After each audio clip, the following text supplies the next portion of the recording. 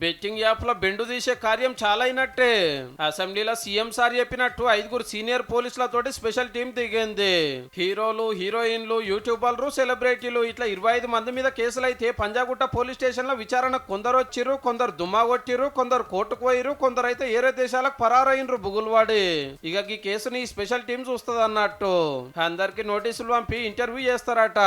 ఎవరు ఏ betting app కు publicity చేసిర్రు, ఒక్క యాడ్కి ఎంత తీసుకున్నారు, బయట దేశాలకు వెళ్ళి పైసలు ఎట్లా అందినాయి, ఈడెవలన్నా బ్రోకర్లు ఉన్నారా, బెట్టింగ్ యాప్లు చేయవాటికి ఎందుకు పానాలు తీసుకున్నారు, ఎంత నష్టమైంది, మొత్తం వివరాలు తెలుసుకొని 90 రోజులలో గవర్నమెంట్ కు రిపోర్ట్ ఇస్తే దాన్ని బట్టి యాక్షన్ ఉంటది అన్నట్టు.